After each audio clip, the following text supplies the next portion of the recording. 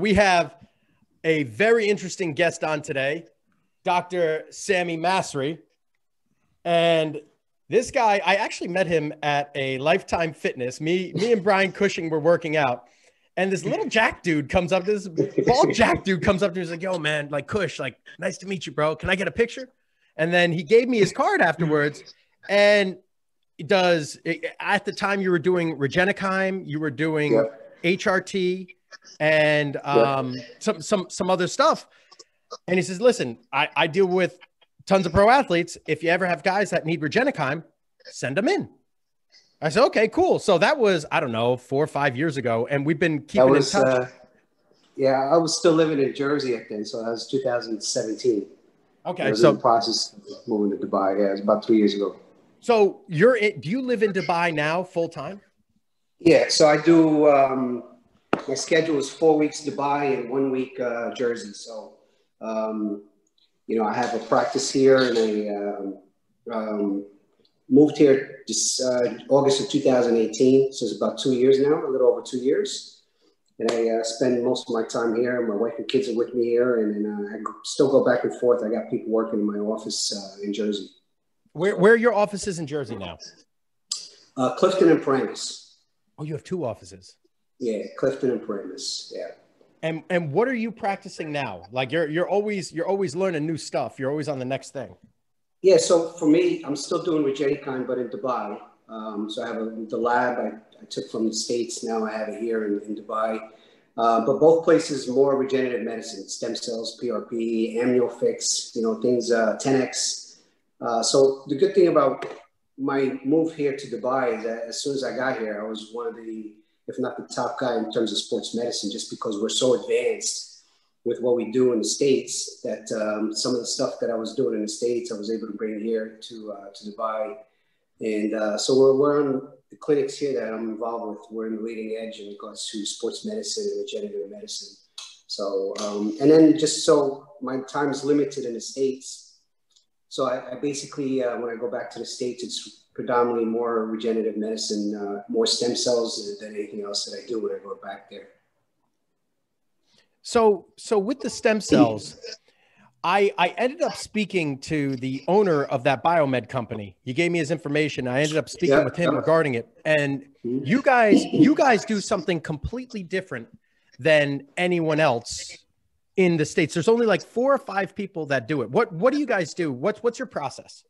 Yeah, so the place is called MioCell, and they have, there's 5 in the States FDA approved labs in terms of processing. So it's not just the injection, but it's also the ability to harvest, stem cells, so they're able to do their work when we inject them into the particular area that's considered injured. But the way that the people at MioCell they're able to take the liposuction fat, stromal vascular fraction, and culture it. So you actually get increase in volume of the stem cells, but they also are able to have you provide the treatment through IV solution. So they hang up an IV for 45 minutes. That way it floods all the capillaries, all those small vessels that you have in your body. And then post IV, you do the articular injection, you do the joint injection. So that it gets you like double effect of what you do if you just did the injection without the IV. But either way works. I mean, we're doing a lot of cases now without the IV as well. I think the systems that they have now in regards to stem cell, harvesting are pretty good. We're able to extract pretty good cell counts, and pretty good potency in regards to the cells that we're able to extract from bone marrow or the stromal vascular fraction. Now, with bone marrow, the downside of that is you're only getting a couple of 100,000 cultures, right? When you're extracting the stem cells from it? You can get into the millions. The issue with bone marrow is that you're also extracting bone marrow cells, bone cells. But I think with the advanced kits that we have now, there's less of that, and you're able to extract predominantly the stem cells. But the first set of kits that were involved in harvesting bone marrow, you were collecting a lot of bone marrow bone cells which eventually formed into calcifications, within the areas that you're injecting.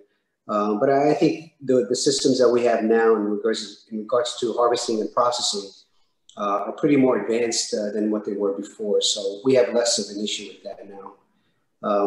And the other thing is with, when we're doing stem cells, we're also injecting PRP at the same time.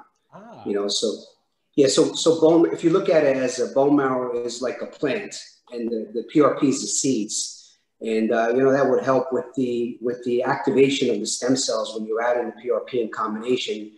The third thing that we're doing here in Dubai, I'm not too sure how many places they're doing in the States, but we actually use ozone, which is oxygenated, an oxygenation process, PRP and stem cells. We do it all in one injection, and we inject that into a particular joint. So we're able to do a lot of things now that prior to, this whole advent of regenerative medicine, only way that you can treat it is with surgery.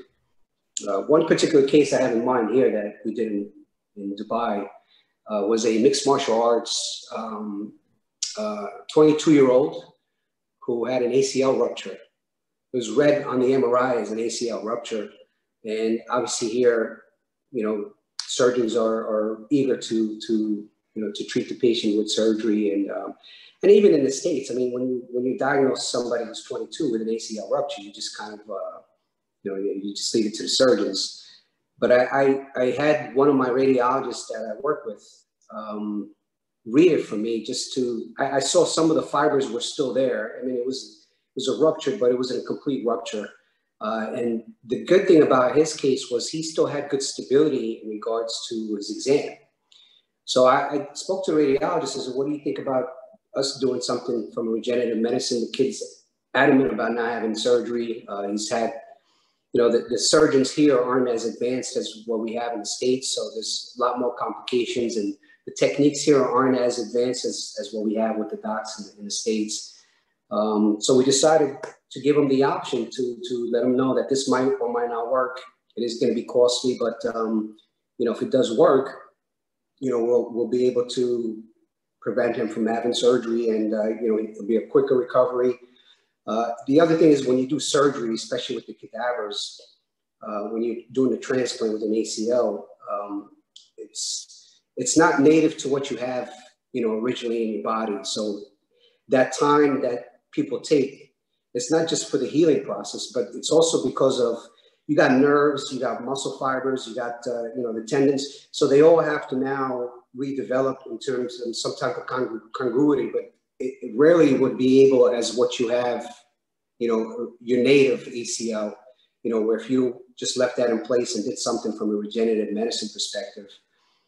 So this kid now is, after 3 months of recovery, he's, full activities in regards to mixed martial arts, box jumping, anything that he was doing prior, he's doing now, and without the surgery.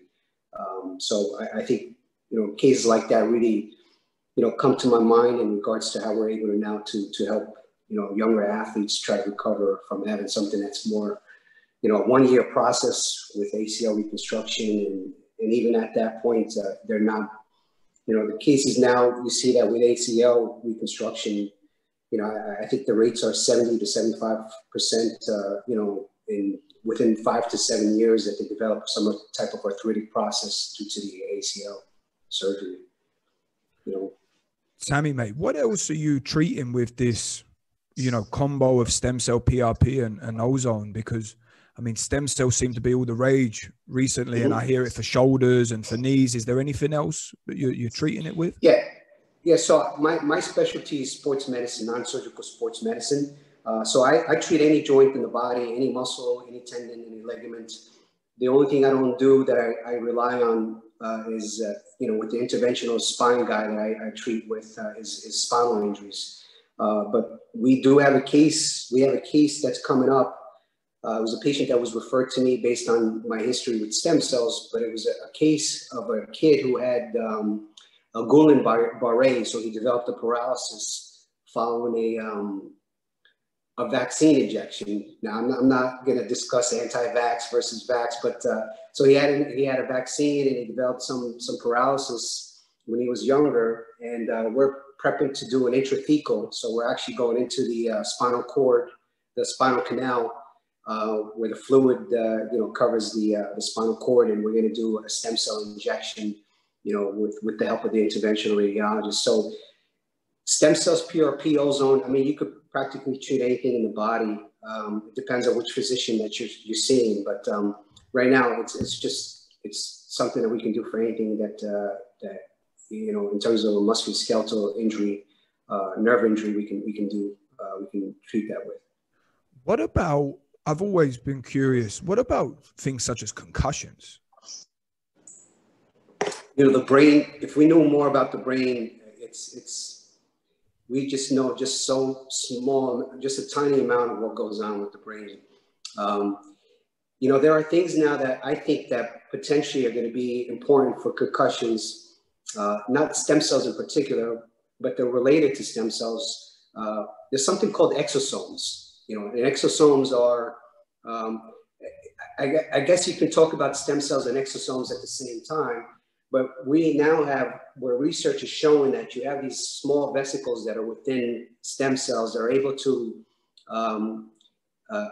be released from the cell into the vascular system, and potentially through the blood-brain barrier, that you're able now to get some type of recovery from brain disease and things like that.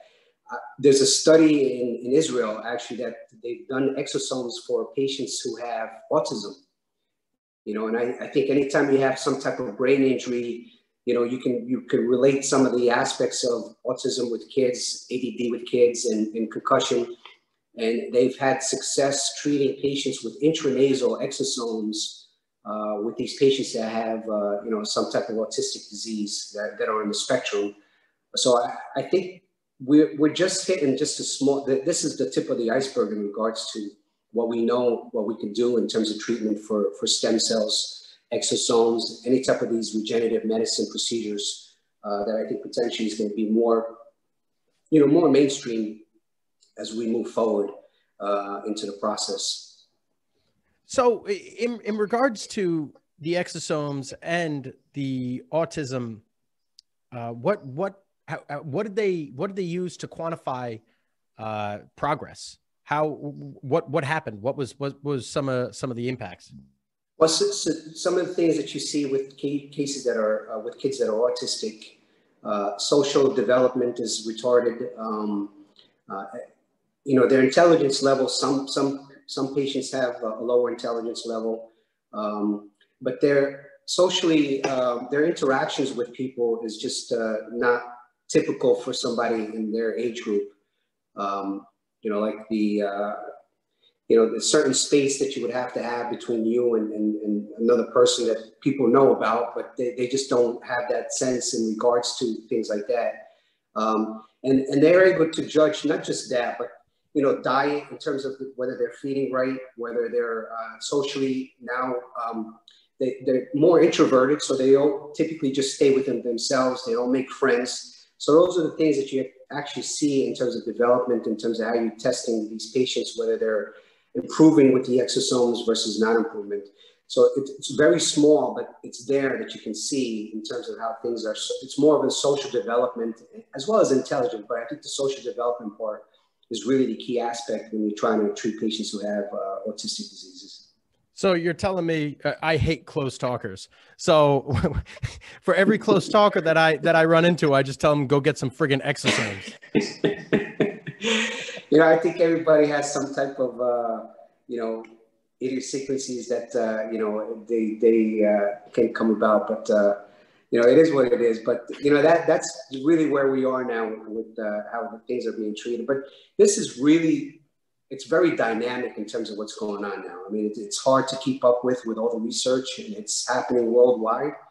But I think, everything starts with what we do in the U.S. I mean, things in the U.S.,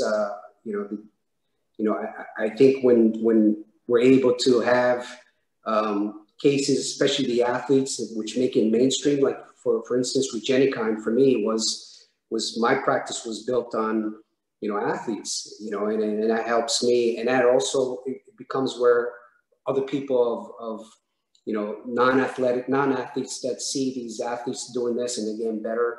I mean, Kobe Bryant, God rest his soul, was the person that actually put Regenekine on the map. When he went to see Dr. Peter Welling in Germany and had his knees done with Dr. Welling and had one of his best seasons the year after. I think this was 2011. But I think, when you have these athletes who are able to get these, they can afford these treatments and they can get these treatments, but it actually leads down the road where I think insurance companies here in Dubai, insurance companies are about to reimburse for stem cells. Really? Yeah. So they treated in Abu Dhabi. They have an Abu Dhabi stem cell center. They were one of the first in the world to actually use intranasal stem cells for the treatment for coronavirus. So they are actually doing a lot of different things here in Abu Dhabi. And the rulers here in the UAE are very eager to be at the forefront in regards to health. No. So that's why they recruit physicians from overseas, from the US, from the Western countries in Europe. But they are really eager to get this done and do what they can do to try to make this more mainstream for their population. And I think that's a good thing that they're doing over here. I could be ignorant, but is this very, very new? And if so, or if not, what are the sort of side effects that we know of? Because, I mean, a lot of people you hear like, oh, this is so new, this is so dangerous, you don't know what the long-term effects are. But, I mean, is there anything to that or not? I think if you start mixing and matching different medications, then you have to worry about it. But when you're taking patients' own stem cells, there's really no reaction to that. It's their own, their own stem cells.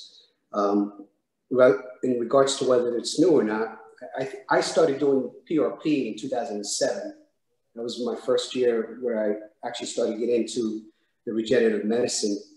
But I think it's been around. I think before we did, I was working with a plastic surgeon in 2013 before I started Regenekine, and he was the one who was helping me extract fat cells. So I was doing stem cells in 2013.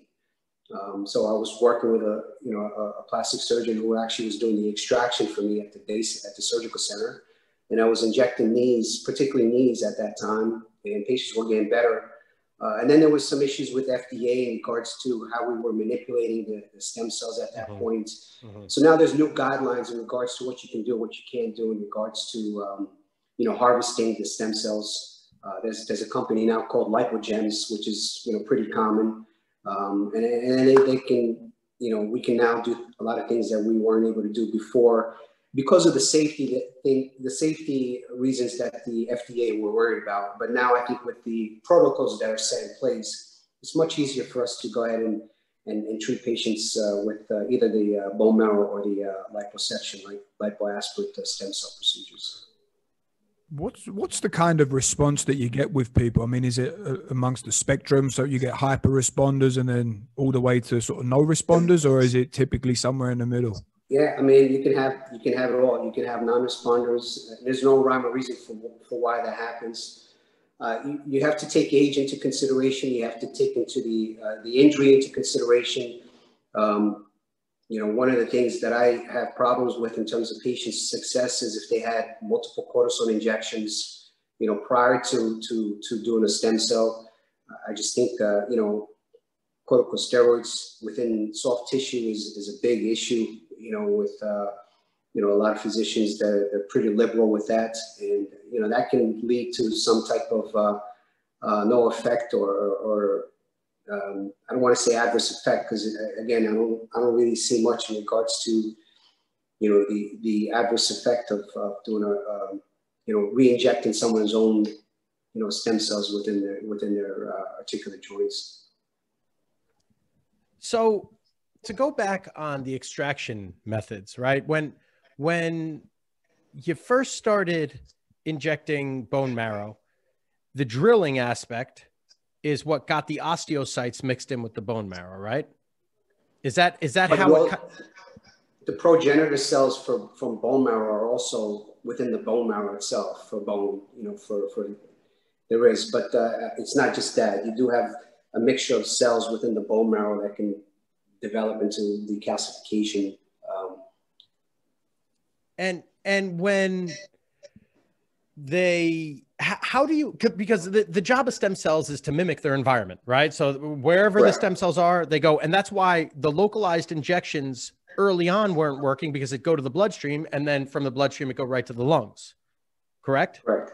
Yes. And so my question is, how do you extract the bone marrow from the processing, I guess, the bone marrow from the, so it doesn't mix with the bone cells, essentially, so they don't end up mimicking it? Why? How did you guys refine that? Yeah, so the processing now involves the aspiration. We're also using a centrifuge, so the centrifugation is important in terms of the processing. But there's ways now in terms of the needle itself. You know, that's also the pores in the needle in regards to how we're able to extract. You have to extract different zones within the bone marrow as well, so it's not just one area and then you extract. But there's different things that we do now that we weren't doing before, or that we were doing before, but it's set up now where the issues of, you know, you still might get bone cells. I mean, that's nothing that we're doing now is 100%, you know, that won't happen. But I think just the way that the processing is now is a little bit different than what it was before.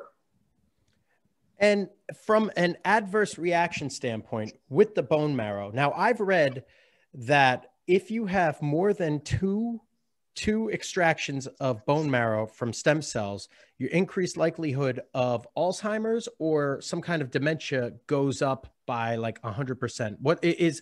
Do you know the statistics on that? Is that accurate? Have you heard anything like that? I really haven't heard anything about the relationship between bone marrow stem cell injections and, you know, Alzheimer's and any type of cognitive issues.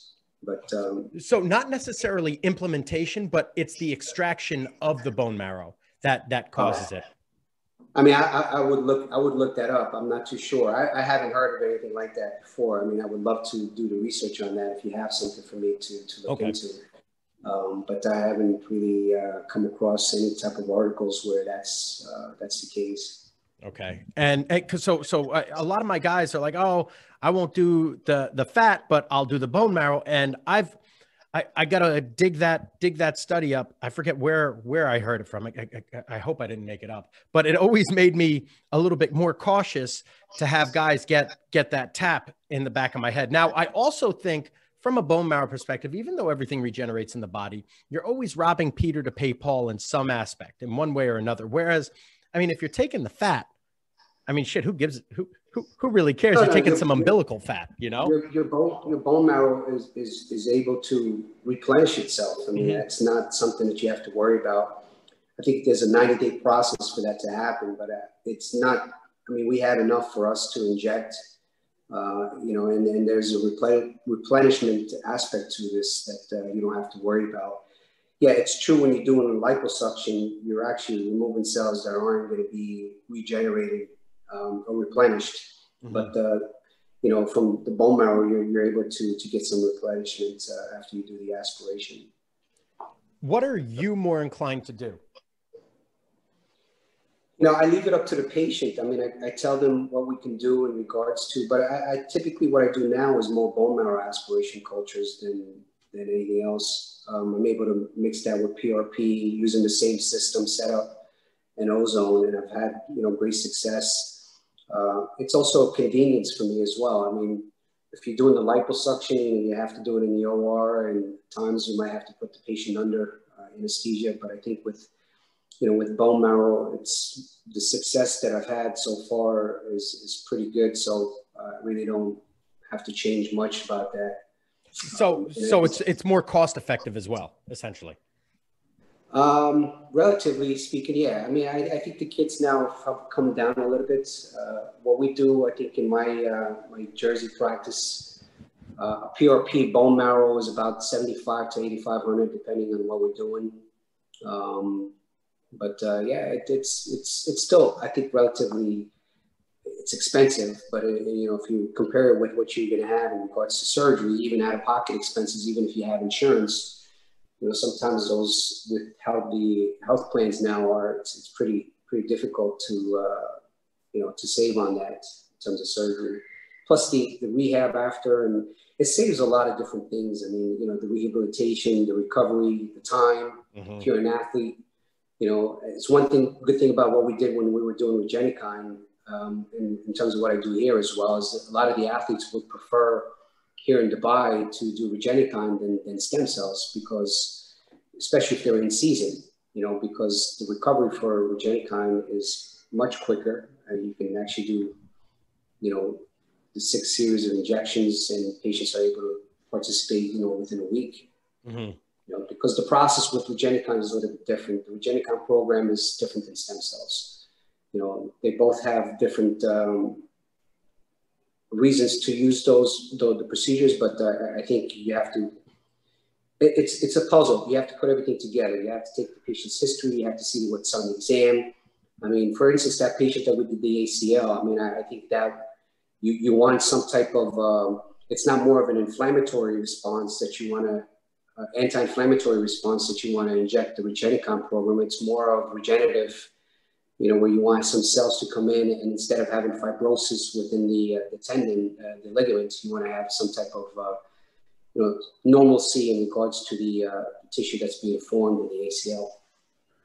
Sammy, is the practice also recommending sort of treatment protocols after the interventions too, such as, for example, nutritional guidelines? Because I know like multi-day fasts can also increase the amount of free flowing satellite cells in the body and stuff like that. Do you combine many different things together, or are you only looking at the sort of medical doctor required interventions that you've mentioned?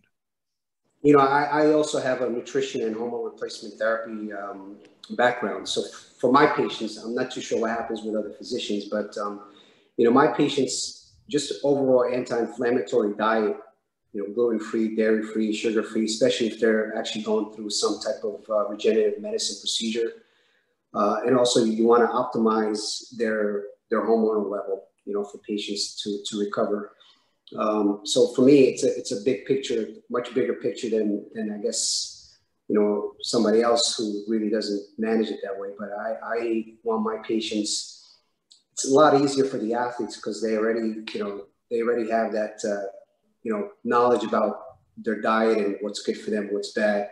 But for the layperson, you really have to convince them, certain things that they can do or can do in terms of better recovery. So diet and overall health is something that we have to take into account. I'm glad you also mentioned the hormone status of guys. I saw a graph this last week that looked at the average testosterone levels for males over, like, I can't remember, something about, I think maybe 60 to 100 years to the current day, and just the drop off that we're seeing constantly. Is this the next big thing? Yeah, hormone replacement therapy has been around, particularly in Europe. It's been around for a while.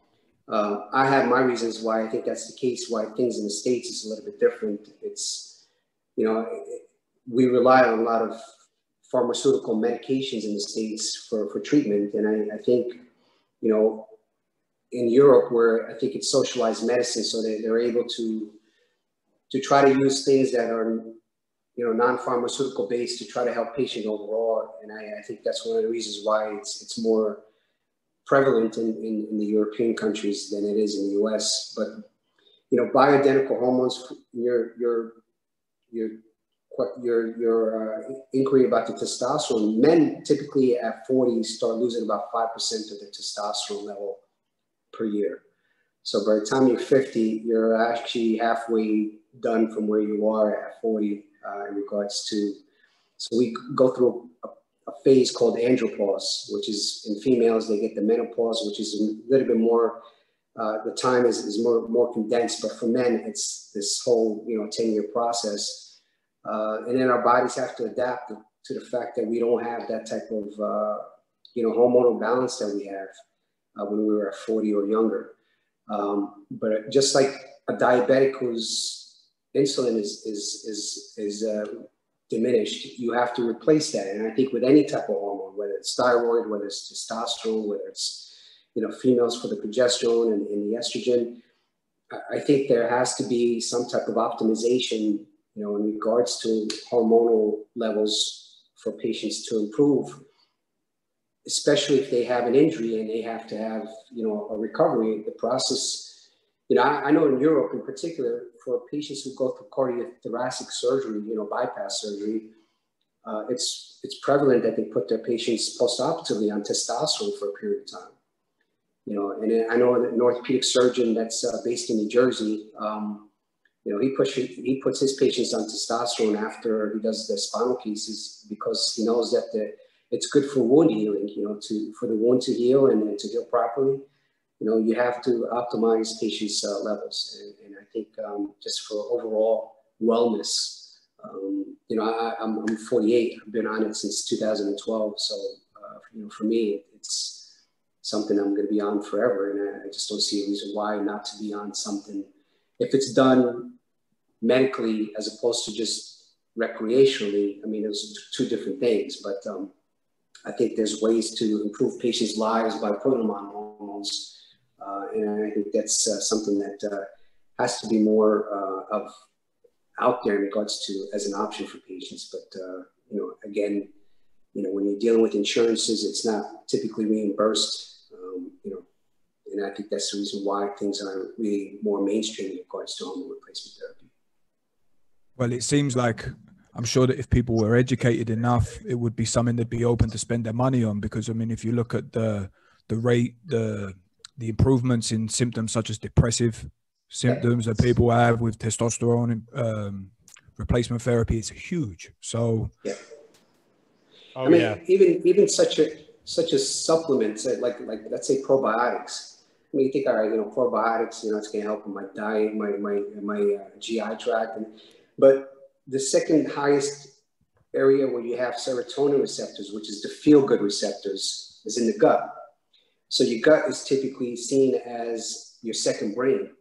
And if you don't optimize your gut, you know, then you get the symptoms of depression and anxiety and paranoia.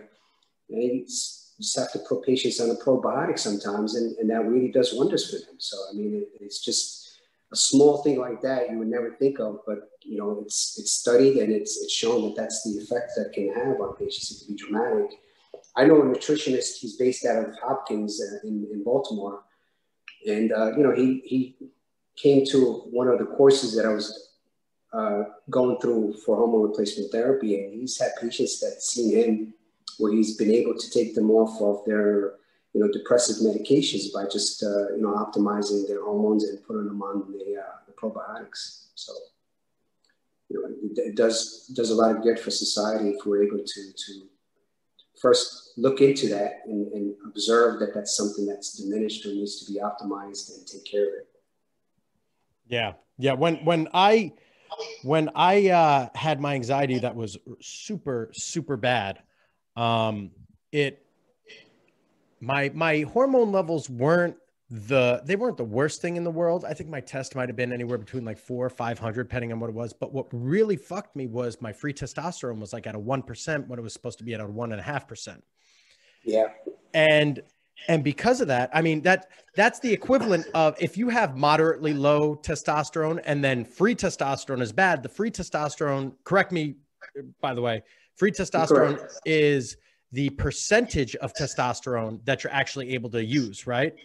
Yeah, so that's the active form, is the free testosterone. So you can have things like, I mean, if your diet is not optimized, you can have an increase in sex hormone binding globulin, SHBG, which acts as a, you know, has an affinity for testosterone, where you aren't able, you can have, you know, your testosterone levels, your total testosterone be, you know, optimized. But, you know, if you have your SHBG at a high level, you know, your free testosterone is really the number that we're looking at, you know, in terms of how we're optimizing your levels. It's not the total testosterone, because that really, you know, like I said, even if that's optimized, but you don't have enough free, you know, testosterone, that could be a problem.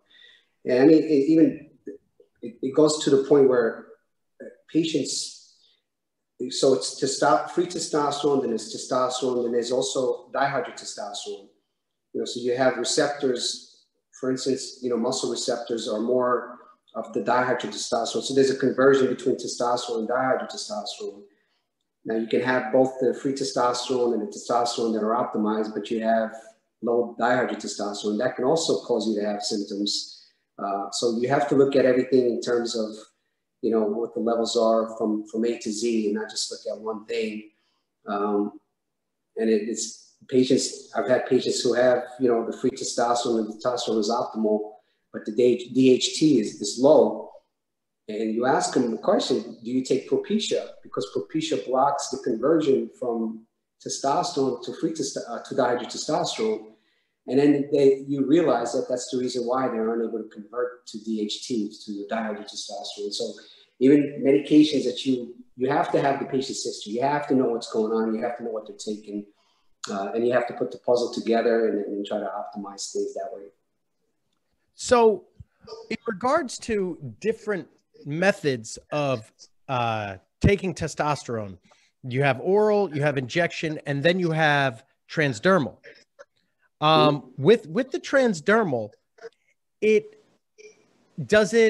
I've read something that it skips the step and you don't need to worry about it converting to DHT. It becomes more readily available. Is that true? No, that's not the case. Okay. First, with the transdermal, it's very tough for you to actually get that at an optimal level through the skin.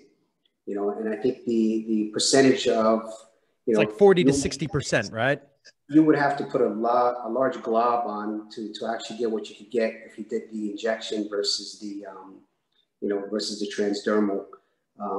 There are certain methods and certain compounding pharmaceuticals that are able to penetrate the skin a lot easier. But, those are done through, compounding pharmacies as opposed to what you can get from over the shelf or, through a regular pharmacy. So there are companies, there's a particular company in Salt Lake City, Utah, a compounding pharmacy there that, they're able for a small sample size, for a small size of the cream to have enough of the testosterone that you can actually absorb and get to the level that you want to get that's optimal. But it's there's only 2 that I know of in the States where they're able to do that, at an efficient way for you to take the cream versus, doing an injection. I'm not too sure about the oral.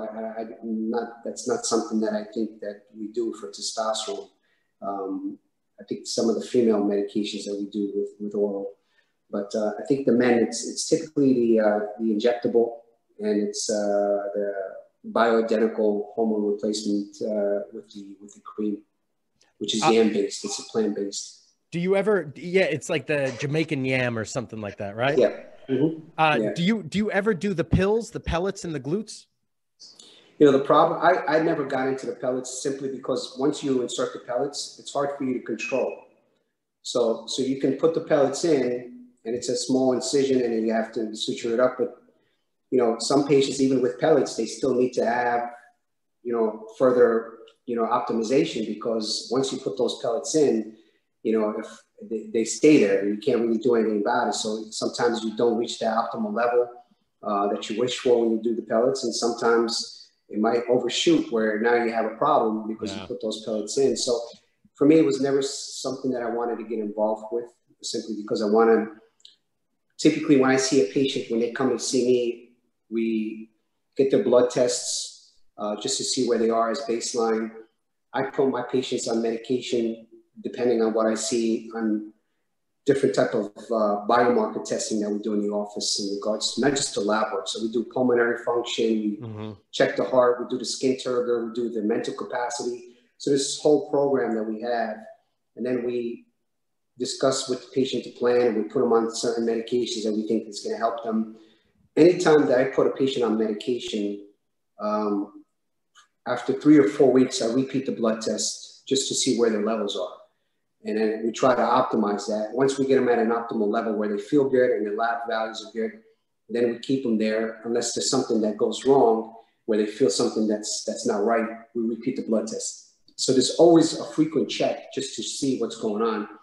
I just don't think you could do that when you do the pellets. So it's really funny. I have a friend that had the pellets, and this is like almost 10 years ago. And before he started benching, I'd see him start like punching his side. I said, "What are you doing?" He goes, "I'm crushing the pellets. I want them to get into my fucking blood before this bench." He goes, "Yeah, I just get like this fucking surge of energy." And I just sit there and I'd see the guy sitting there before every bench set punching his fucking side. It's hilarious, man. I just, yeah, this, people have to also realize that there's ways to do this that it's safe, and there's ways to do it where it's just not, and as a physician, you want to do what's best for the patient. And I've turned away a lot of patients that wanted to come and see me for HRT, but I just felt like it was for them. It was not because their levels weren't optimal. It was just because they wanted to do better with their gym workouts and things like that. I don't have a problem with that, but for me, it's more medicinal as opposed to recreational. And it's worked for me so far. We've done good for our patients with that. And a lot of the patients that we have for HRT become stem cell patients, and vice versa, stem cell to HRT, because it's the body is one that you got to treat at one time. You can't just treat certain parts and not other parts. So. Now, Sami, you mentioned optimal level a few times in terms of the testosterone amounts. Yep. What does that mean? Is that, let's say, for example, if you're a 50-year-old male, is there a certain range that you want to put them in? Because I would always assume that you would just want to get more, and like a 50-year-old guy wants to be a horny motherfucker like he was when he was 18. So, yep. Or is there like standards that you have to keep yourself in? Like, typical lab values for testosterone is 335 to 1100. So if you go see your primary care physician and you tell him I feel fatigued and I'm lethargic and I can't get it up, and your level comes back at 350, your doc's going to say, your typical doc's going to say, "Listen, your labs are your values are normal." But doc, I don't feel good, but there's nothing wrong with, it's not testosterone, let's look at something else. But we typically try to get our patients to that 1100 mark. If they go over, they go over. It's not a big deal, as long as we keep them close to that with optimization. And it doesn't really matter, at least for my practice, the age has nothing to do with that, because if I could get you optimized within that normal value range, and some patients might feel better just at 700. So we just leave them at that.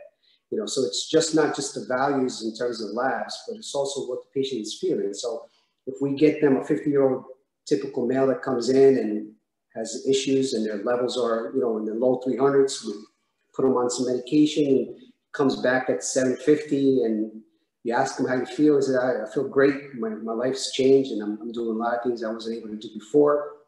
We leave him at that dose that he's taking for him to get to that level. Other patients at 750, they still need a little bit of push. So we actually have to give them a little bit more and try to get to that 1200, mark. Safety-wise, we're still good. And so what other factors are you also controlling there? So I guess, sleep has to be one of the biggest ones that you're tracking, diet, exercise. Is there stress. Other supplements, right? Stress. Yeah. So maybe you want to go into that. What are the key factors if you just want to improve your testosterone level naturally anyway, that's going to be impacted? Yeah. I'm not really big in terms of over-the-counter supplements, just because there's only a few that you would think of that you have reliability in terms of testing. I typically try to use compounding pharmacies that you are able to trust, that have a good track record. So in regards to that, for me, supplements, even if it has to do with supplements, I typically use the same company because they also compound the supplements as well. But sleep is one thing that you have to keep in, 7-8 hours minimum. Diet, obviously, with anti-inflammatory diet, gluten-free, dairy-free. It's not typical for everybody to go on a gluten-free, dairy-free diet, sugar-free diet, but just to keep it in moderation, just keep it low, especially if you're going through some type of treatment process. But just overall health, you have to take that into account in terms of your diet. Exercise, but some patients, the reason why they can't exercise is because they're too tired. So once you put them on these medications, that kind of turns things around for them, and you get that exercise. Because if you're giving them something to help them out, they should take advantage of that. They should try to do something more now that they have this, the optimization of the lab. So, but most of my patients that actually come to see me and we get them optimized, they actually want to take advantage of the fact that now they can get cut and they can, feel better, and they can do a lot of things that they weren't able to do before. So never really have a problem with that with my patients in terms of exercise after you optimize their levels. So from an optimization standpoint, what are you doing to improve their free testosterone? Well, again, SHBG, sex hormone binding globulin, you want to make sure that that continues to stay at a low level. And the way that you do that is with diet, predominantly with diet. Even a handful of almonds a day can decrease your SHBG levels to where now your free testosterone is increased based on the fact that you have a high level of testosterone. But diet is typically what we have to worry about in regards to a Western diet with high fat, high calories. Your SHBG is going to be, your SHBG correlates with your obesity level as well. So the more obese you are, the more fat that you have, the more higher that you have in terms of SHBG, and the lower that you're going to have in terms of percentage of free testosterone. So diet is really the main factor in regards to optimization of the free testosterone levels. So I treat patients at my clinic, and there's this one dude that he's been on a ketogenic diet for 15 years. In the past 2 years, and he's 65 years old, and the past 2 years he's been a keto carnivore specifically. Bro, my NFL guys don't look like this, and he's not on any TRT, nothing. But I mean, vascularity. He's shredded. He looks awesome. He's as lean as can possibly be, and he's awesome. But his diet is primarily fat based, right? He's on a keto carnivore. He eats a ton of tallow. What is your now? Is it because he is not obese? Right. It's the high fat diet plus obesity versus a very lean person on a high fat diet. Do you think it's how do you explain that? For me, I think it should be a well-rounded diet. I'm not really in favor of doing, a ketogenic carnivorous type of diet, because there's certain things that come with that. I mean, you might look in shape, you might look jacked up, but you're also increasing your inflammatory response that you have, general inflammatory issues that you develop with a high-fat diet. I mean, that's a given. I mean, that's research and that's been studied. So I think everything in moderation, it should be in moderation. But in regards to, certain people, their genetics are different than others, and they're able to continue to have a high level of testosterone as they get older. But stress is really, I can tell you from how things are related to stress in regards to hormones. So you have what you have in your brain from the pituitary is a hormone called luteinizing hormone, LH, that gives the signal to your testes to produce testosterone. Now, if your LH levels are not optimal, your testosterone is not going to be optimal, because you're not getting that signal from the brain to the testes to produce the testosterone levels that you need. What causes the decrease in LH levels? Sleep deprivation is probably the #1 cause for that. Stress and anxiety is also causes of why your LH levels aren't high enough for them to signal your testes to produce testosterone. So there's certain things that you have to do in regards to diet and stress. It's a big puzzle that you have. Everybody's individually not the same, and you have to kind of take into factor in terms of what they're doing, how they're doing it, their sleep, their diet, their stress level, if they're married with kids. So there's a lot of different things that you have to take into account. I mean, it's lifestyle. Heavy drinkers, it's going to be a problem. But I think diet, if you have a well-rounded diet and you keep your anxiety and your stress down to a good level, then I think It's easily to manage any type of issues that you might have in terms of imbalances with hormones. But typically those type of patients, their hormones are already optimized just because of the fact that they've taken care of their body from a younger age, you know. Okay. Another question regarding this. Have you ever researched anything or prescribed anything or recommended anything regarding SARMs, selective androgen receptor modulators? You know anything about that? You know, I know that's new. That for me, that's new. I know what it is, but it's not something I've, you know, we haven't done much of that in my practice. I know there's a doc that I trained under in New York City that does that. You know, he's really involved with that. But I really am not too familiar with activation and levels and things like that with SARMs. But it's out in the market, you know, and I think some of the nutraceuticals that they have over the counter are promoting that they have that in their formula, and just got to be very careful with that. And I really haven't studied it enough for me to put that as part of my protocol in my practice. All right, fair. So I've flirted with SARMs years ago. So now I don't know if SARMs are regulated now, but about 10 years ago, when I was just like a regular meathead in the gym, I was messing around with them here and there. It was Ostarine.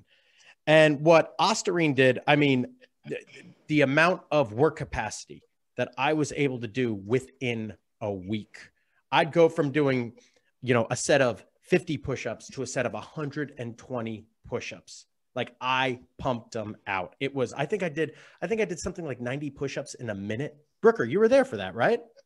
It was insane, the amount of work capacity that went through. Now, the selective androgen receptor modulator, what does that do? That opens up the receptors for testosterone, right? So it essentially, it's increasing your free testosterone levels. So I would take, is that accurate? Yeah. I think it increases it allows for more receptors to be open for your testosterone to actually sit on the receptor for them to activate the cell to do what the muscle cell to do what it has to do. But if your levels are not high enough in terms of testosterone, you can have the SARMs, but the receptors, but if you don't have the free testosterone like we discussed before, you're still going to have some type of issue if you don't take the SARMs with a testosterone replacement as well. Oh, so that's interesting. Now, my thought process behind it was one of the reasons why my free testosterone hit the shitter was because of previous use of SARMs. So my thought process was, well, it doesn't necessarily increase my testosterone. Like the testosterone pool's the same. It just increases my ability to utilize it. And then my body says, well, you're utilizing all this testosterone. We really don't need to make all that much of it. We could shrink the amount, and that's how it decreases your regular testosterone levels. But I guess that was flawed thinking. Yeah, I don't think that's how it works. I think it just, you have to have enough receptors and you have to have enough of the hormones. But if you don't have one or the other, you know, I think what you're talking about with the SARMs is that there's what's called a, I know there's a selective way for now the receptors to become unclogged, for instance, for them to receive the testosterone. There's more of an affinity for the receptor and the hormone to bind together for them to activate the cell to do the activity that the cell is supposed to do. Yeah. So to go back to the testing that you do. Yeah, I can actually, and just so you guys, just so everyone knows, like I've seen Dr. Masri before, and I went through his blood test, his physical exam.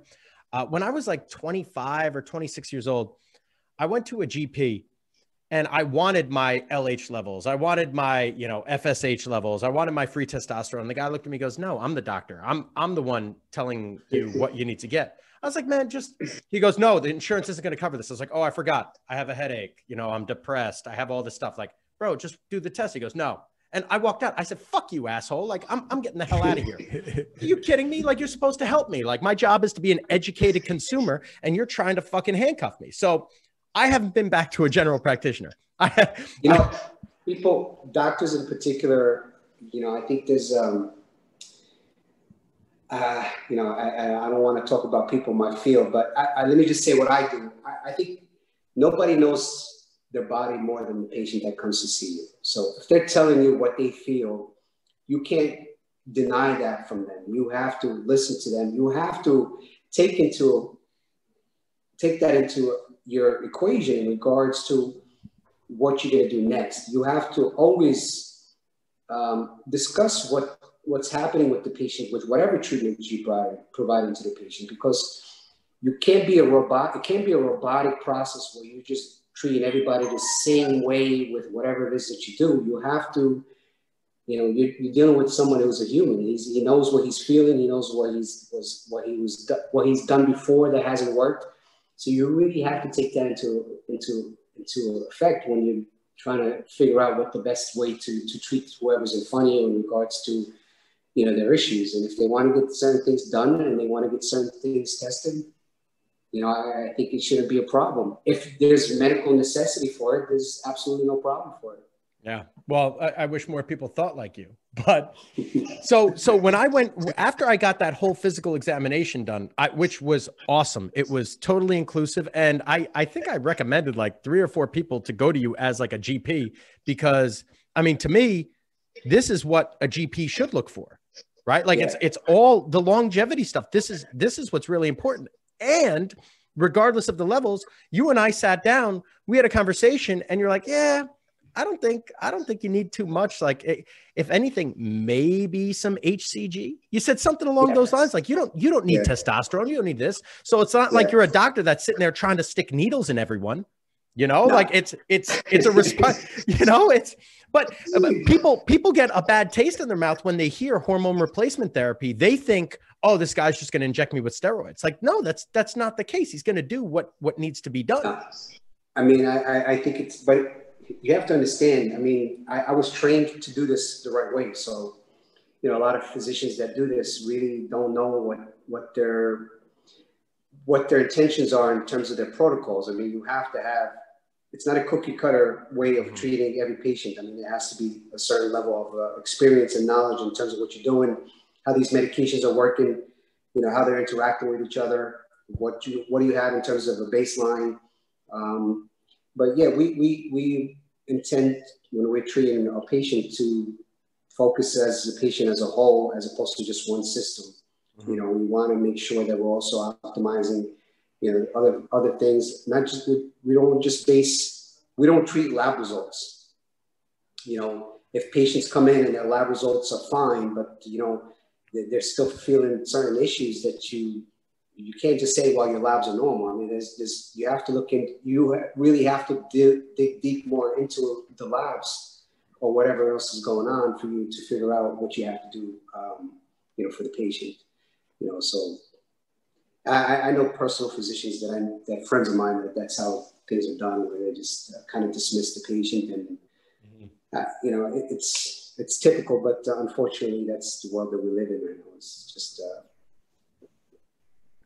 Sammy, how expensive is, say, forgetting the initial consultation fees and stuff, but like to upkeep sort of you know, an optimized hormone profile? I mean, of course, it depends how much you're on and if you're on testosterone or different other stuff. But let's say, for example, testosterone replacement therapy, I always assumed it would end up costing an arm and a leg, especially over the long, you know, you got to consider that you can't just come off of it, right? Or am I incorrect? I don't see a reason why to come off of it if it helps you. And once you get off of it, you know, you actually drop below your baseline for a period of time, and then you go back to baseline, you know, but your levels are going to drop. So, you know, once patients, I typically don't have patients that get off HRT once they start. But the cost really is not prohibitive for a lot of patients, just because of, you know, the manufacturing now is a little bit, it's different. It was, you know, maybe 10 years ago it might be more expensive, but you know, hormone replacement therapy for a male and a female, you're talking about between $150 a month, $150 to $200 a month. Oh, okay. Yeah, it's not that expensive. No, it's not much at all. Yeah. No. So now, if you get into stuff like HGH, you know, now you're dealing with you know, in the thousands, you know, and it's not typical for me to put patients on HGH. You know, it's really something, you know, I see HGH as a supplement for hair up.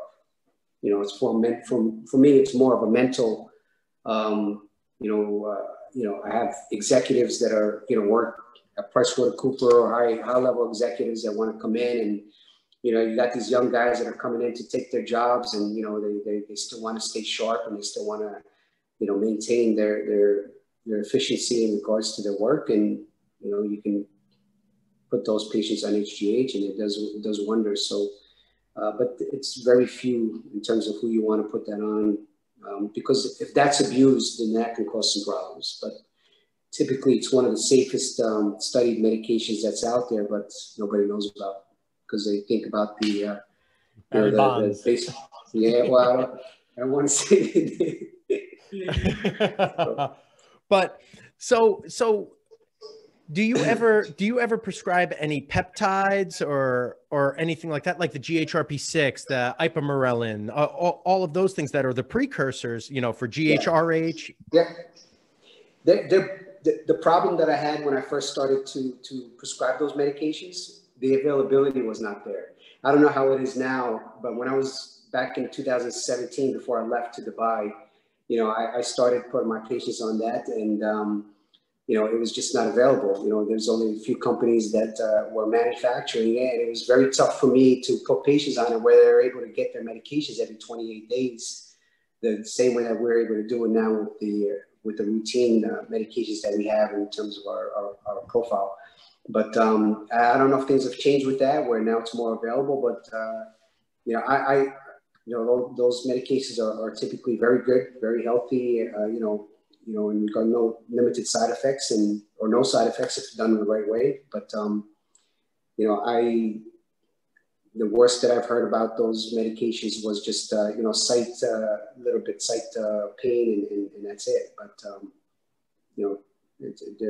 it's just the availability back then when I was prescribing it. But I don't know if things have changed with that now. So what would you use the peptides for? Would you use that as a way to influence the growth hormone levels? And have you seen positive results from it? Yeah, listen, it was positive. You also have to take into effect when these medications, you have to know the time in terms of what part of the day you have to inject. Typically when you sleep, that's why sleep is important. You're able to produce your own HGH at a high level. So if you have lack of sleep, your HGH levels are not going to be optimized. But also, if you inject yourself with these peptides or with the HGH at night, now your body is telling itself that you don't have to produce HGH because you're taking it from the. So you want to also make sure that patients know exactly the timing of the medications when they're supposed to be injected. But HGH is a wonderful drug. I mean, I think if it's done properly and it's done for the right reasons, patients, there's studies have shown that there's a decrease in Alzheimer's, as you age. There's a lot of different things have been studied with HGH in regards to, we were talking about concussion, before. I think that's a great medication for a lot of these athletes that, have, a tendency to have CTE after they play or during their. Obviously you can't do that when they're professional, when they're playing, but, I have ex-NFL players that are on certain medications, that, one in particular is helping me try to get this as part of the protocol for the NFL retirees, because he sees how this has helped him, and he's a well-educated guy that you really know, he knows what this is about, and if it's done the right way, that it helps, and it helps for patients' mental well-being. It helps with their energy level. It helps with their injuries post-career. I mean, things like that, especially with HGH, it's a wonderful drug for these athletes after they're done, finishing, participating in their athletic careers. Yeah. Yeah. And with the research in CTE and the hormone imbalances that occur. I mean, these guys, I know NFL guys whose levels were in the 200, below 200 after playing in the NFL. It's all, well, a lot of it's abuse and, drugs, alcohol, whatever, but head traumas like that crushes you. And people don't realize it. Like, these guys need some kind of hormonal supplementation. Otherwise, Absolutely. you wonder why they all get depressed. Absolutely. 100% with you. I think that's something that should be part of the, post-career protocol for the NFL in particular, hockey. Yeah, we do have a couple of high-level NFL guys that are trying to help us, get this as part of something for the NFL retirees. That IV stem cell that we discussed before, that's also now part of the NFL retirees. So there's certain things that we're trying to implement and try to get that involved as part of their post-career treatment. So and it's going to cost the NFL in regards to insurances, because they have to insure these patients. But if you take care of them the right way with these low-cost medications, you have to worry less about the effects of long-term treatment and rehabilitation for a lot of these athletes. So it just makes common sense. I know, but that's the States for you, right? You don't pay for anything until something goes wrong. Yeah, it's a shame. I think I see things are changing. Things are changing now. I mean, listen, before, you would never think that some of these medications, by the way, are covered by insurances. We are able now to get this as part of their treatment protocol under the insurance plan, but you have to have good documentation. You have to have reasons why you do things, and you develop a good rapport with some of these insurance carriers where they know that, with this doc, it's just abuse. He's abusing the system, or with this doc, he's actually doing it. He has, his methods are done where there's periodic checks on the patients, and he's doing it the right way. So, that's what we really want to do. We want to do what's best for the patient, from a financial standpoint as well as from a health standpoint. It's what we try to accomplish, our practice. Yeah, and it's interesting that you mentioned the stem cells, the IV stem cells and brain health. I was talking to someone, and they had said that their father, who was like 80 years old or something, is suffering from Alzheimer's. And every 18 months, he does the IV stem cells for him. And the symptoms it's degenerative, but the symptoms go back to better. And every 18 months it starts getting worse and worse, and then he goes back and he's better off.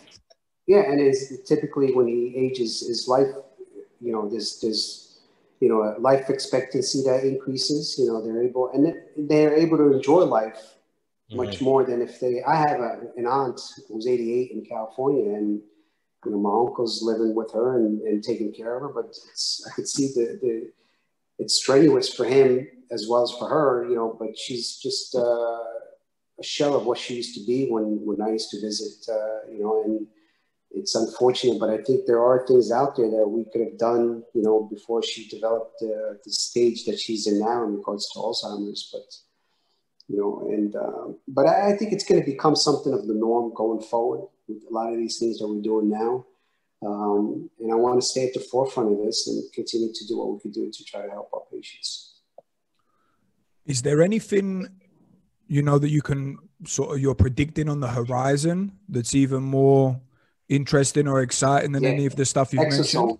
Just remember, I said this to you. Exosomes is going to be revolutionary going forward for a lot of medical as well as musculoskeletal injuries. Exosomes is the biggest thing now that's being talked about, especially with what the studies have shown from a medicinal with the kids that are developing these ADD symptoms in autism. But the exosomes now is a big deal. Just the way that you're able to have these small vesicles travel through your bloodstream, and you can inject. For instance, when we were doing, I don't know if you know that. I think it's Dana White. So Dana White, he used to see Dr. Welling in Germany for his, and he's been on YouTube about this, but he saw Dr. Welling for many years disease. Many years disease is where you develop vertigo, constant vertigo. Now you're saying, all right, so Dr. Welling in Germany, he does this procedure, it's more for athletes. with injections and things. That's why is Dana White going to see Dr. Wheeling, in Germany for this? Well, Dr. Wheeling was one of the first people to really, in his book, he has a book out, I forgot the name, but End of Pain by Dr. Peter Welling is a great book for you guys to read. Now he was the first time that I ever read anything about exosomes was in his book, where he was talking about how certain things, that you can treat, other things that you're not actively treating actually get better. Like if you treat somebody with, a shoulder injury, but next thing you know, the patient also has a knee problem, and the knee problem is getting better. Now, how's that happening? That's through the communication that's going on with these vesicles, these exosomes, where patients are actually getting better.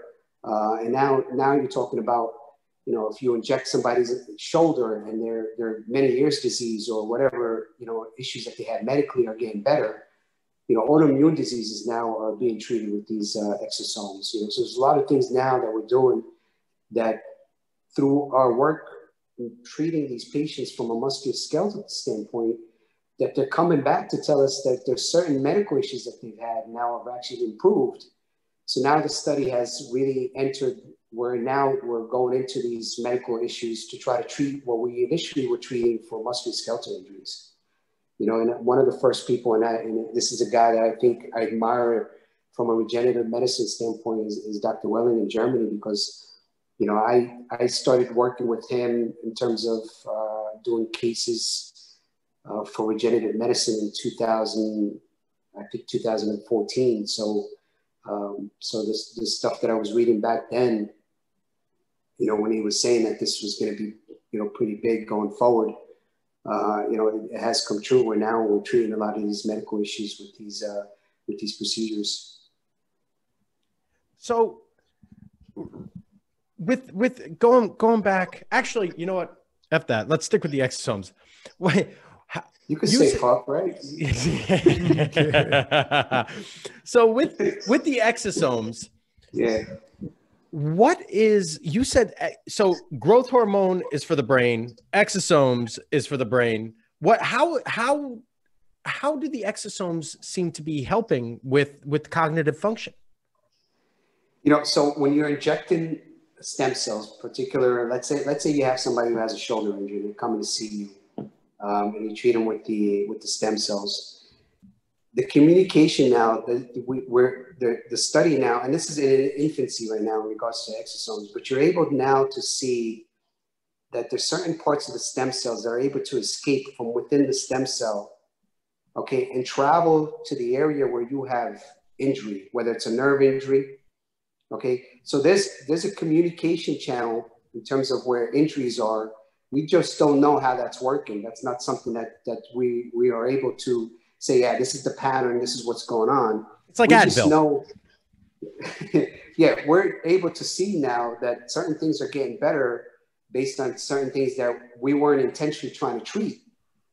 So the concept now is that the reason why this is happening is through exosomes, which are messengers. They're actually messengers in regards to, treating from one part of the body to another part of the body where there's an injury. So they're able to, zone into areas where there's injury, whether it's a nerve injury in the brain, whether it's, a cartilage issue in the knee. But that's really the pattern that, so you don't have to now treat, for instance, I do all my cases when I do injections with ultrasound guidance, where you have to pinpoint the needle into the joint or wherever it is that you're doing. Mm-hmm. But now studies have shown that even if you're close enough, because of the exosomes, you're going to get that effect. I still prefer to do my cases using ultrasound guidance, but some of these docs don't have that experience with ultrasound, can't actually do these procedures, blindly and still have a, not the optimal effect, but they can still have some type of effect, and that's because of the issue with exosomes. Yeah. So what is the difference between stem cells and exosomes? Exosomes are actually within the stem cells. So they actually break off and they actually escape and they actually go and there's really not much of a difference. It's just that it's all in one in regards to the exosomes and the stem cells. So are you extracting the exosomes from the stem cells, or are they coming in a vial pre-made? No.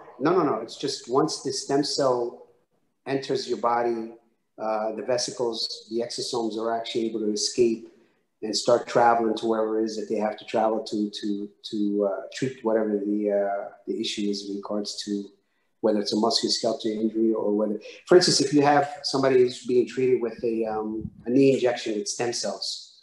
Now the knee can hold, you know, a large amount of fluid. I mean, we've aspirated patients with knee fusions that are 120 cc's of fluid, you know, and so now you're injecting a typical stem cell with PRP, you're injecting about 7.5, 8 cc's into the joint. Now, how is that going to be helpful in regards to you're filling up a balloon that can carry, you know, a certain amount of volume with the small amount of volume into this balloon-like structure, which is the knee capsule. How is that helping the patient in regards to the knee injury? Well, it's through exosomes, because exosomes are able to break off and enter the area where there's issues in terms of injury, implant themselves, and also recruit other cells to come in, other helper cells to come in and do what they have to do in terms of treatment. You know, and that's all through messaging, you know, the messaging structure within the exosomes. So then, just to clarify, so they're the messengers that are going, and then they're waving their arm like, correct, boys, come over here, we got a problem, and then it's the body's natural response that's then going towards. We're just speeding up that process or initiating that process. But the body itself also is doing some of the work. It's not just within just the injection that's actually being injected. But, you know, again, this is all, you know, I don't want to say hypothetical, but this is something that's been, I guess, researched in a way where you can actually feel like this is what's happening. But it's still very relatively new in terms of what we're doing now with regenerative medicine. But that's really where things are now in regards to what we think can happen, you know, what's going on within the body or within the joint or whatever it is that you're doing with these exosomes and stem cells. So where are you getting the exosomes from? Are the exosomes part of the filtration process from the blood taking? The only place that I know now that is able to extract the actual exosomes and inject just the exosomes is that Israeli company that I mentioned to you before that's using their protocol to treat autistic kids. I know there's a company that's based in Florida. I just never really researched what they do or what they're doing, but they have now on the market exosomes, intranasal exosomes as well, where it's concentrated, where you're not injecting stem cells, but you're actually injecting the exosomes themselves. But you're typically, when you're injecting stem cells, you're also introducing into the body or within the joint or whatever it is that you're treating the exosomes, because that's within the stem cells themselves, or part of the plasma that's involved with the actual stem cells. So I've seen a couple of my buddies have gotten exosomes done, and I've seen videos of the vials of exosome. It's a clear vial that they just, so where are they getting that vial of exosomes from? Is it your own body's exosomes? Is it exogenous exosomes? I think the company, yeah, I know what you're talking about. I think the company in Florida uses, I think they use an embryonic tissue. Again, I'm not too sure exactly what they're doing. And I think the Israeli company as well. When you're doing stem cells, you're introducing your own exosomes. But these manufacturing companies that are introducing these vials that contain exosomes, those are not your typical patient exosomes that they're injecting. Okay. You know, those are manufactured or you know, taken from. I'm not too sure if it's the amniotic or placenta, but they're using, you know, some type of other tissue to manufacture or extract the exosomes. Okay. Have you ever gotten the exosomes done? No. Have you ever gotten the stem cell stuff done? I've had Regenekine done for my knee. Yeah. How did you react to that? I had it done in 2017, right before, 2017, and I haven't had an issue yet. That's awesome. Yeah, so that's going on over 3 years. I had it done in May of 2017. And is that one session? No, Regenekine is typically 6 injections. Six injections. It's called the Regenekine Programme. because it involves more than just the injection of the actual blood that you're injecting, the Regenekine. The way that Regenekine works is you're injecting interleukin receptor antagonists, which is anti-inflammatory proteins that you're able to generate within your body. We're able to increase the amount of interleukin receptor antagonists and inject that into a joint. But that's typically 6 injections that you treat in a program, in addition to the nutritional supplementation, the anti-inflammatory diet. But it's an overall program. It's not just an injection, unlike stem cell, which is a single day injection. Okay, it's more involved with Regenekine. It's more involved with that. Okay, so this is how I explain Regenekine to my clients. I say Regenekine is, and please correct me so I can say the right thing from here on out. I say Regenekine is essentially PRP, but they increase the inflammatory markers that help with healing. Like it's like nothing like that. All right. So how the hell does it work? How the hell does it work? Thank you, Sami. There we go. Tell me. Yeah. Correct that. So it's really the opposite. So typically when you inject somebody with PRP, you're getting a pro-inflammatory response. Uh-huh. And you're having inflammatory cells come in to clean out the damaged tissue that you have. So new tissue, your body can regenerate new tissue. Because you can't regenerate new tissue if you have damaged tissue that's sitting in its place.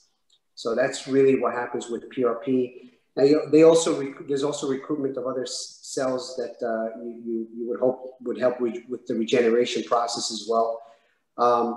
But Regenekine, number one, there's no cells involved with Regenekine.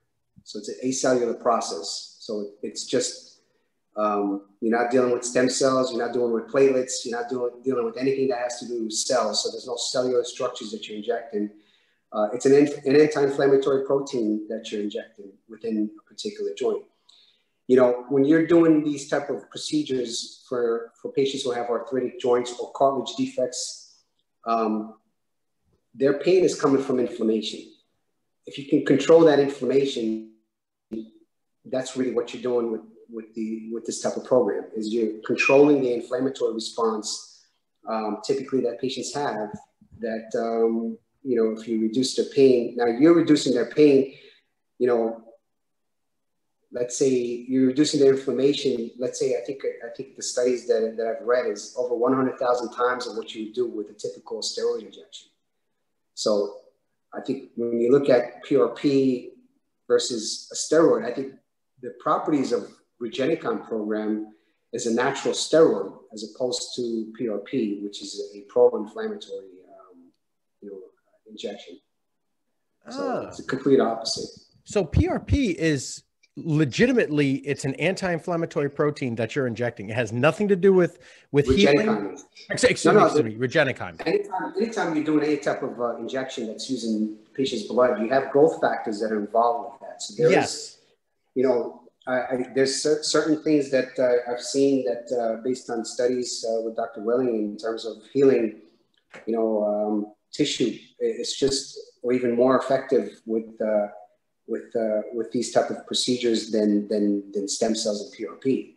Regenekine is a fascinating procedure. I mean, it's, you know, we have, you know, many issues that we can't really treat with stem cells that you can treat with Regenekine, the Regenekine program. You know, and that's typically what we have with a lot of these athletes, particularly when they're in season. You know, they're able to get these procedures done and they're able to continue to practice and participate in their, you know, their activities, you know, pain-free. And, you know, I had a Minnesota Vikings player that actually, he was having, I think it was his, he had a great rookie, the second, third year. And then he came to see me after his fourth year, in which his following year, he was supposed to either they would decline or accept his 5th-year option. And he had his worst year, his 4th year in the league. And he's had a lot of procedures done, had stem cells, PRP, and, you know, from really high level docs that treated him. And so we did the Regenekine program, and he was able to get his 5th year, contract taken up, and he signed another 3-year contract after that, with a different team. But, so we're able to do a lot of things with Regenekine that, patients do get benefit from. Oh yeah, majority of my guys, majority of my professional athletes get Regenekine every single year. Every single year. I know. I've seen the YouTube with Brandon. Brandon is spokesperson for that. Yeah, you got to get them out here during their break. Out here Dubai. They're gonna ask for a hefty discount to travel that, bro. Listen, I mean, it's a vacation. They can come here. They can. I mean, right now, what you have there in Jersey versus what we have here is, we have awesome weather right now. I mean, it's 70 degrees right now. Sunny every day. You can't beat what we have now in Dubai. I mean, summertime is a little hot, but why not? But we do get a lot of European athletes now that are coming in to see us in our practice in Dubai, because a lot of these Premier League teams, soccer teams, they practice in the wintertime, in Dubai because of the weather, So we're able to get a lot of these athletes from Europe. But I had a tennis player that came in from Florida to Dubai on vacation to Dubai for Regenekine. So, we can still make it here. It's beautiful. Sammy, how's the preventive medicine industry? I mean, you've got a couple places over in the US now, in Dubai. I mean, is this an industry that you think is really gonna grow, or is it growing? I mean, I have no idea. I don't see it. I think from regenerative medicine, I think it's one of the fastest growing fields in medicine. But you still have to, there's abuse in regards to everything a lot of things that we do in medicine. So certain people aren't really experienced to do what they're doing, but they're still doing it because it's now become mainstream. But, I think if you do your research, you would typically know who's doing it the right way and how it's done. But I know a lot of docs here, in particular in the Middle East and in Dubai. I mean, it's becoming a revolution here. And with the fact that this stem cell center that opened up in Abu Dhabi, for treatment of COVID, I think the last count, I think they've treated 30,000 patients that were high risk or had a high level of serious infections that recovered. So it's going to become more popular as patients get better and there's more testimonials that are out there. And I think it comes with the athletes. The athletes really, it's all about money, right? I mean, if you're able to treat an athlete and he's able to get his contract, he's going to talk about the procedure and he's going to be able to kind of put it out there. And, that's helpful for me and other sports medicine docs that, perform these type of procedures. But you really have to know the nitty gritty of this. It's not something that's easy to understand. I mean, I was not taught this in med school or during my fellowship. I mean, this is stuff that you have to learn as you continue to educate going forward. And there's a lot more that we don't know now that eventually we will figure out. Hopefully that'll be the case for me as well.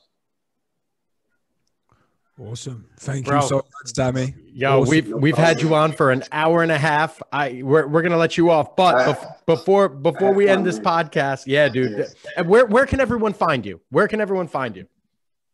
I'm in Clifton and Paramus in New Jersey, and obviously I'm here in Dubai. But you have my information, right? You have my office number. You can. Yeah. You want me to say that? Yeah. Give all the information, everything that you want, and website, everything. So my office number in the States is 201-261-0402.